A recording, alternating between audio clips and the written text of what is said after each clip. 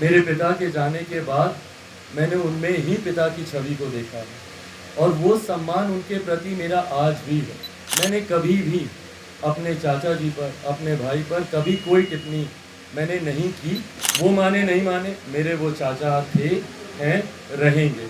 नमस्कार, आप देख रहे हैं लाइव सिटीज़। मैं हूं आपके साथ सौरभ राज। चिराग पासवान अब औपचारिक रूप से एनडीए में शामिल हो गए हैं, लेकिन चिराग पासवान और पशुपति कुमार पारस के बीच में जो लड़ाई है, जो राजनीतिक वर्चस्व की लड़ाई है, उसे लेकर के अब चिराग पासवान नरम पड़ गए हैं। चिराग पासवान ने अपने चाचा पशुपति कुमार पारस को लेकर के उन्हें अभिभावक तक कह दिया। उनका कहना है कि वो परिवार के सदस्य हैं, उनके वो चाचा हैं, उनके ऊपर वो किसी भी तरह का टिप्पणी नहीं करना चाहते। पहले आप सुनिए चिराग पासवान को क्या कुछ कह रहे हैं पारस को लेकर के। Whether Chacha is there, he is not there, we all are collectively and we all should collectively work towards strengthening the India alliance. So I think that should be our collective responsibility.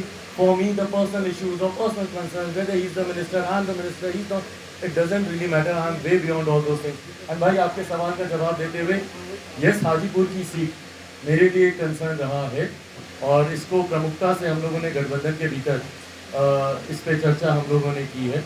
इतना मैं आपको ज़रूर कह सकता हूँ कि 2024 लोकसभा चुनाव में लोक जनशक्ति पार्टी रामविलास का ही प्रत्याशी हाजीपुर से चुनाव लड़ेगा, कोई संदेह नहीं है।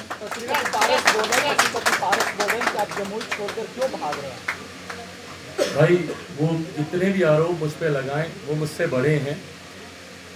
वो माने नहीं माने, मेरे वो चाचा थे, हैं, रहेंगे। इस रिश्ते को कोई नहीं बदल सकता। मेरे पिता के जाने के बाद मैंने उनमें ही पिता की छवि को देखा है और वो सम्मान उनके प्रति मेरा आज भी है। इसीलिए आज तक 2 साल बीत गए भाई, मैंने कभी भी अपने चाचा जी पर, अपने भाई पर कभी कोई टिप्पणी मैंने नहीं की, ना ही मैं करूँगा। वो उम्र में मुझसे बड़े हैं, मुझे जो कहना चाहें, डांटना चाहें, जो भी करना चाहें, वो मुझसे बड़े हैं, वो कर सकते हैं।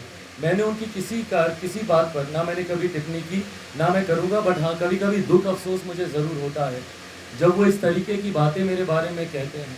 जनता से जो रिएक्शन आता है, या आप ही के, आप अपने पोर्टल पे ही नीचे कमेंट्स पढ़ लीजिए।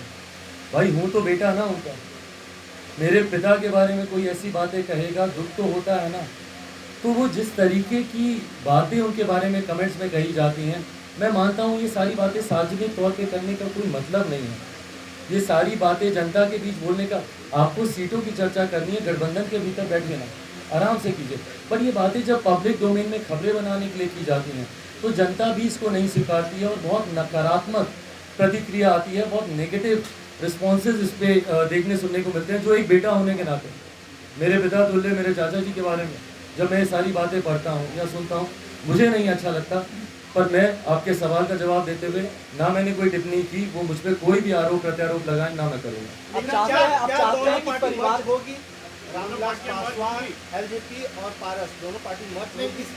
भाई मैं जिस परिवार से आता हूँ उस परिवार में ये तमाम फैसले परिवार के बड़े लेते हैं।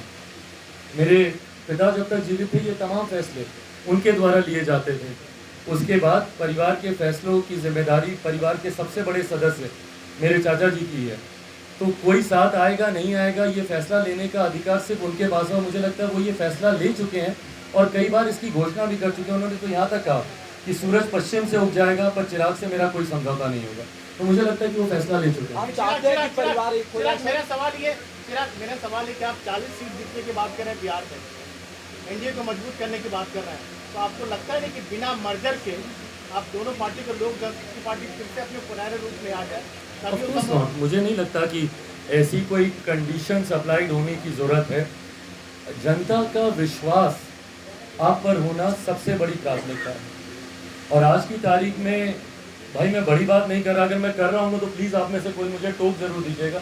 बट जो रिस्पॉन्स, तो आपने देखा पशुपति कुमार पारस को लेकर के चिराग पासवान का कहना है कि वो परिवार के सदस्य हैं, वो कुछ भी बोलते हैं, उनका जो भी बयान आता है उसे वो आशीर्वाद समझ करके ले लेते हैं। दिल्ली से सौरभ राय, लाइव सिटीज़।